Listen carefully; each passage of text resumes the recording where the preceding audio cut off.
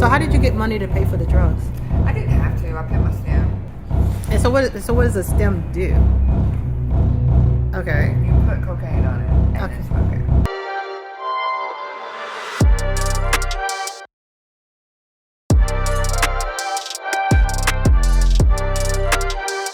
Hello, this is Pharmacist Tish. I'm here to meet the amazing people of Charlotte, and we have a CLT hat on with this beautiful young lady. And what is your name? Ashley. Ashley, my name is Tish. I'm nice to meet you. Nice to meet you. And so we are here to discuss, just different life experiences, circumstances, and no matter where you are in life, we all been through some stuff. So, Ashley, you're homeless right now? Yes. Okay, how long you been homeless? Almost 2 years. Almost 2 years, okay. And so where are you born and raised? Charlotte. Born and raised from Charlotte, North Carolina. Okay, gotcha. I know, represent. All right, so you're born and raised in Charlotte. How was your upbringing? You had your mom and your dad, or? No, well, my mom and my dad got divorced. Okay. Both of them. How old? I don't even remember it. Mm-hmm. So I was a baby. Mm-hmm. My mom, it's so ironic. My mom said that my dad worked too much and left him. Okay. And then my mom ended up being the same workaholic. So. Okay. However, they just weren't compatible. So he's a fireman in Charlotte. Mm-hmm. She left him, and she was a single mom. Okay, so a single mom. Okay, so you have any brothers or sisters? I have a little brother. I went to a private Christian school. I went to Northside Christian Academy on Sugar Creek. Okay. Good upbringing, normal. I mean, I went to church every Sunday. Okay. Went to a Christian school, so it was ingrained. Okay, so you had, so you grew up really, really well. I did. Okay, how was your relationship with your mom? Yeah, really good. Strange. Once I became a teenager. Yeah, that's normal. Once I became a teenager, I'm always been told that I've been rebellious. Even when I was a baby, I always if you told me no, I'm going to do it. And so that's just how I am, I suppose. But you have a strong spirit. Right. If I want it, I'm going to do it. Right. So you can't really tell me no, even if it's going to be detrimental to me. Okay. So how were your teenage years? Because that's a normal rebellion time, time of rebellion. Well, and I went to a private Christian school. Okay, so never mind. I know that. Yeah, I went crazy. I got kicked out for dating African American dudes. For dating a black boy, they kicked me out of the school. Are you serious? Yeah. So guess where they sent me? Garinger. I was in heaven at school. And what is Garinger? Garinger is a high school over off of Eastway in Sugar Creek. Off of where? Eastway. Oh, Eastway. Okay, so it's predominantly African American school. Oh, okay. So for dating a black boy, they sent me to a predominantly black school. Oh, really? So how did they? So did your mom knew? No, I went to live with my grandma after I got kicked out of the school. Okay. Before that, did your mom know you liked black boys, or? She did. She did not approve. So I got sent to live with my grandma. Because of that? Because of getting kicked out for that. Oh, okay. And refusal to comply. Comply meaning? In what way? Be what they wanted me to be. Date white boys and be a white girl. Yeah. Like a typical white girl that they... Yeah. And so what made you attracted to black boys? That... Originally, I was the person. I liked Rodney. But after everybody told me no... Mm-hmm. Did Rodney go to the same... He did. He went to the same school as me. Oh, wow. But it's still... And so when Rodney got to stay in the school. He got kicked out too? Just you? Yeah. Because you should have known better.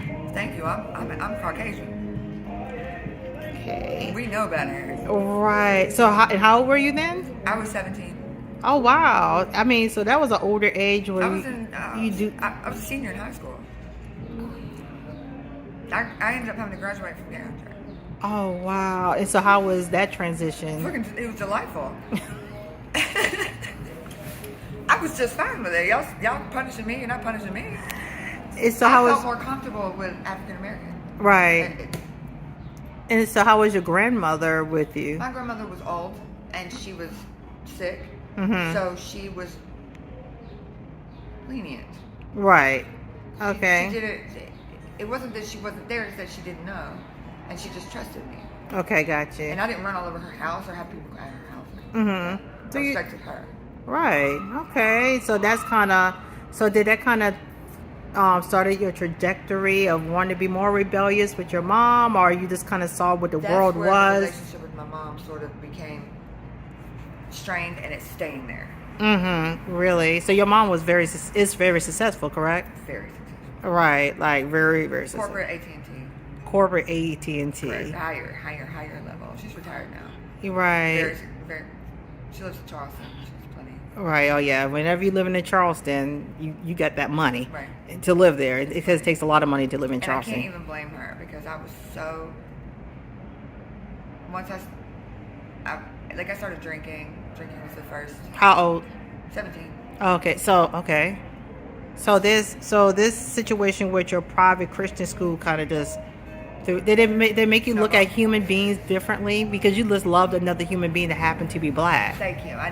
It's not. Of course, I saw color. I mean, you see color. I'm looking at you. You're looking at me. Mm-hmm. We see color. Why? What do you mean? I'm white. But I see people. I'm just joking. Yeah, right. Look, I'm just you're joking. whatever you want to be. I know. I'm just joking. I'm black. But I see. Like people say that all the time. Oh, I just see people. But I really don't care. Like what the color of your skin is depends on how you treat me. I don't care how you treat the next one, but how you treat me. Right. You know what I mean? I mean, I don't want, like, obviously, I don't want you, like, you killed her, but come be nice to me. But, like, the behavior and your spirit is what matters. I think. Right. Let me ask you this. So, when they kicked you out, did they say that was the reason or they tried to fluff it up with something else? No, they made it where they said that it was that I was not compliant with school rules. Okay, so that's how they try to cover it up. Sure. Okay, but you knew what the deal was. Yeah, when the principal called me in the office, he said it plainly. It's just that he didn't say it. It wasn't recorded or said in front of anybody. Gotcha. What did he say? That's what he said. And his name is Mr. Hiltebeitel. Mm-hmm. And he said that that it was frowned upon. Interracial dating is frowned upon, and then this is Bible Christian. is This was Christianity we talk about. Gotcha. Yes, Southern, like not Southern Baptist, just Baptist. Right. Yeah, we're in the Bible Belt too, so. Right. So basically, tried to spell it out for me biblically that interracial dating is frowned upon and a sin. And if I was going to keep, right. If I'm going to care, now you're going to die up in 3. Okay. There you go. All right. So do you have a substance use disorder? Of course I do. Uh-huh. Now any substance, I'll take it. So you started with drinking. Started with drinking. Mm-hmm. And then they put me on Adderall. And that was delightful. Right. Then I had babies. And we'll get there, but my kids are mixed. Okay, but you graduated from high school. Mm-hmm. Okay. Did you go to college? Partial. I went to Aveda. Cosmetology school. Oh, Aveda. Yes. Oh. And I did that by myself. Didn't nobody pay for that, but Sally Mae. Okay. Wow. Okay. So you're a stylist. Yes. Okay. That I hated it. It was what my family wanted me to do. But I was also in the Army now. Don't forget the Army. You went to the Army? I was in the Army. For how long? 8 years. Wow. You're very... Okay, we peeling back the layers. I fix tanks. A digital mechanic. Diesel mechanic. Yeah, I can fix any 18-wheeler, anything diesel. Okay, so how did you carry on your substance use in the military? I drank like a fish. Right. Okay, which is uncommon, unfortunately, in the military. Yeah.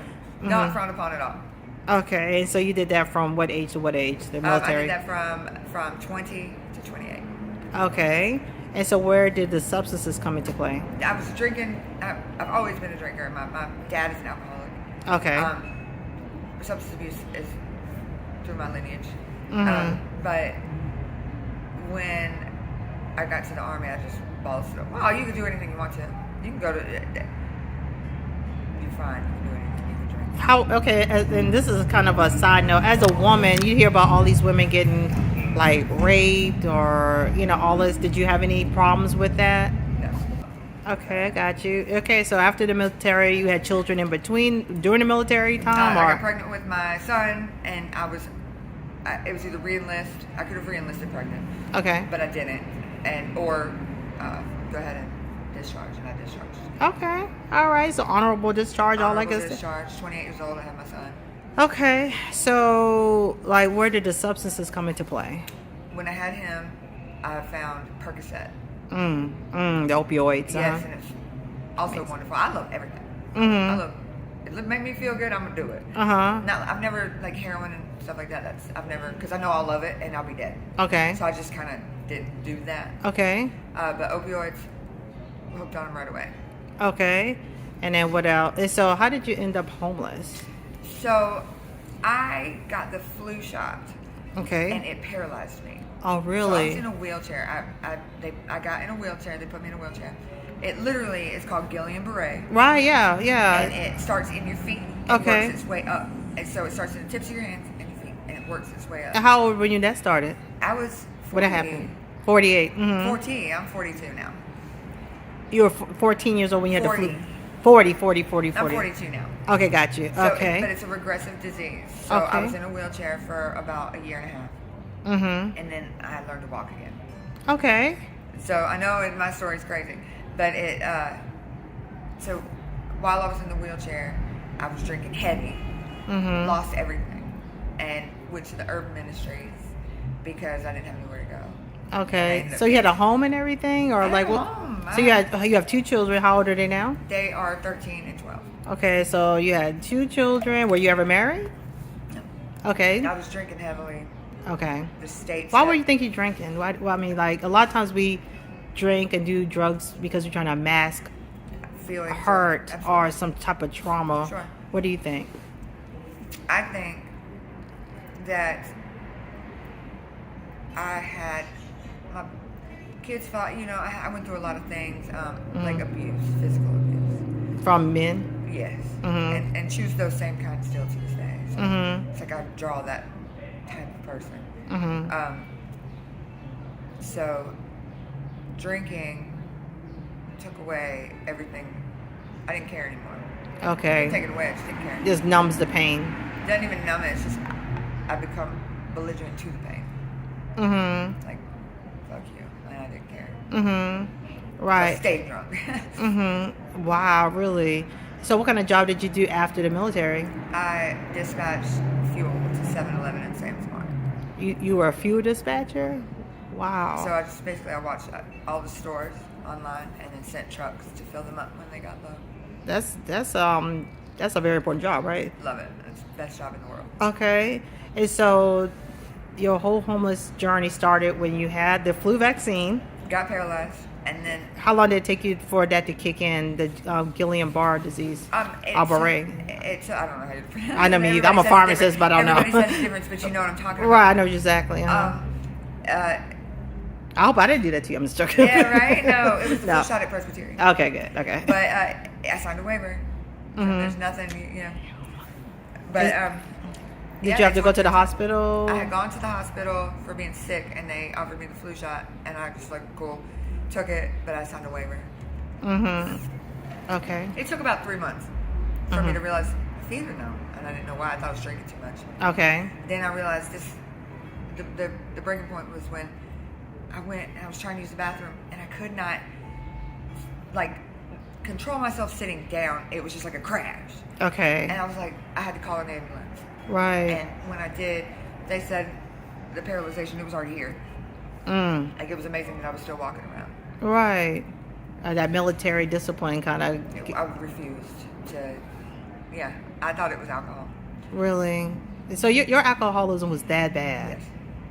But you don't know what you were trying to drown out necessarily. I was trying, I was trying to drown out a loss of my, everything. I felt like I was just alone, and I still had my kids, but I wasn't even maintaining a relationship with them, if that makes sense. Okay, so you were a mother to them. They live with you and everything? Yeah, they did. did. Did you live with the father? Are they the same fathers? I was by or? myself. No, they have the same dad. Okay. And y'all had a tumultuous relationship? Until he just disappeared. And it's okay, I chose, and I still to this day choose that type of gentleman, which is horrible. What do you mean choose that kind of gentleman? I choose that type of man, the bad one. I'm gonna go for that one before I go for the good one. Right. Why do you think is that the case? I don't know if it's that rebellious spirit that picks another rebellious spirit. Okay, so let me tell. Okay, so you did the Percocet. So how were you getting that? Well, once I had gotten paralyzed, Oh, they just. candy. So they realized I had a problem, and I was asking. I would get 30, and 3 days later, I'm asking for more. Okay.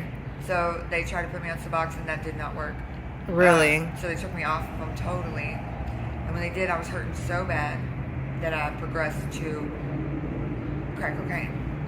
Wow. So you used crack because you couldn't get the Percocets anymore. Yeah, it's like a numbing feeling, but it only lasts like 3 minutes, so it's really not worth it to spend all your money. Right.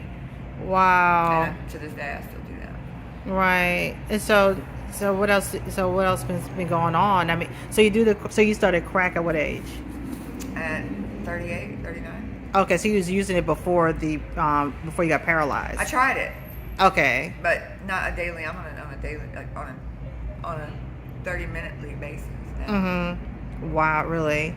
Okay, so you were saying like, you have the wall with the homeless people and everything. You said there's like an undercover. It's an underworld. Like, people look at it and they bring food out here and they feed you and they do all these things and it's wonderful and it's nice. But if you took away everybody out here but the people that are out here smoking, Mm-hmm. you would see the underground like lives. We live under bridges. Mm-hmm. We this is not, we meet up at the square, and it's like a community, and we do this, and there's grimy to it, and there's love. Yeah. I mean, I hate this. I don't know if this is good or bad, but I enjoy the people. The people enjoy you because they think you're gonna pay them. Yeah. They're good people. They're good people. I don't mean it like that. Right, I got you. But I have to view it because I see it every day as user, like somebody is always looking for you to give them something. Right. And how do you feel about that? I mean, because you've been a part of both worlds. Sure. I feel like I'm the same way. I can't say anything bad about them because I do the same thing. So how was your first day? When did you realize you have to be homeless? Where are your children, by the way? With my mom in Charleston. Oh, okay, good. So they're fine, everything. Oh, they're fantastic. She's got plenty of money. They're doing great. You don't want to go live with your mom, or she won't allow you? She would never let me. But she does accept your children, Absolutely. who are biracial. Yes. Isn't that something? And she thinks she's cool. That part. Okay. Yeah, she thinks that makes her cool. Okay. She did not accept interracial relationships, and then she met my kids, and the first time she saw my son, She was in love. That's a good thing. So how was your first night being homeless? It was terrifying. I know. I mean, in a wheelchair. Thank you. Your first night being homeless, you were in a wheelchair, and I had to have somebody set up a tent for me. Hello. So I hate to say, being a white woman in America, where were the resources? I mean, like, okay, so how did it happen? I didn't even try. I knew that this was, get out. I didn't care. So okay. So because of the substance misuse, you just tunnel vision. Where were you living, in a house, an apartment? Like, how was your... before I came out? Yeah. An apartment on Tuckasegee, yeah. So you had a nice apartment. It was a 2-story, like a townhouse. Yeah. I mean, it was in the hood, but it was my home. Right. I lost it. Why did you lose it? Because I failed to continue paying bills. Did you have the money? Not anymore. Because you was... Drinking and smoking. Okay, so all the drugs used up all your money and you couldn't pay for it, and then how did they tell you had to move out? Same regular old eviction notice that you did. Mm-hmm. Did they have to come and move you out, or you just went on and left? I left everything. You just walked out? Rolled out. And your mom already had your children? Already had them. So... Literally by myself, got out. Rolled out. I had to hear that part. Rolled out. Rolled out in my wheelchair. Did you have like support? Like, did you have a man at a time, or? No. Okay, so I don't understand.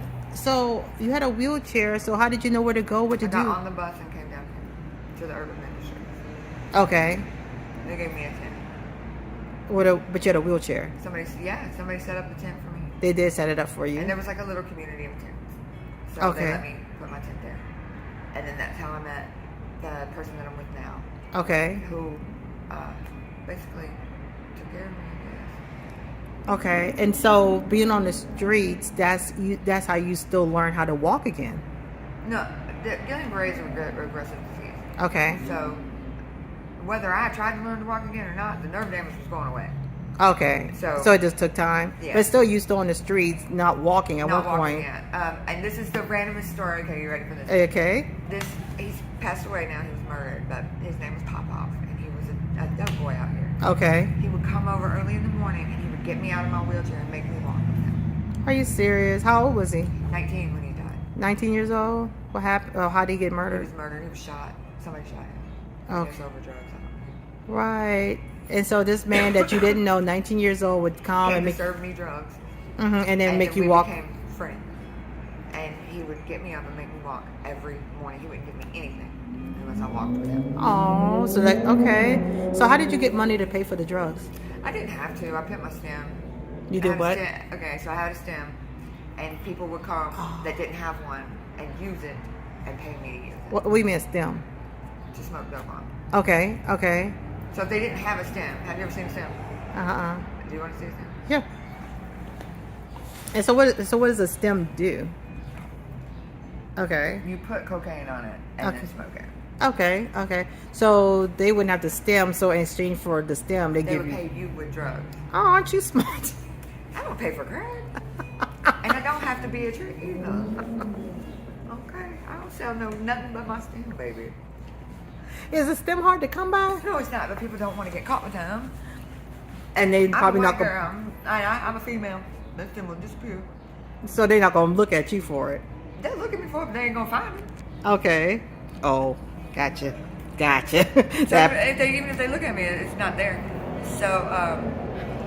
So you never had to pay for your crack? I never pay for crack. That's why I sit on this wall. And the people that don't have a stem use my stem and pay me. I don't pay for crack. That is wild.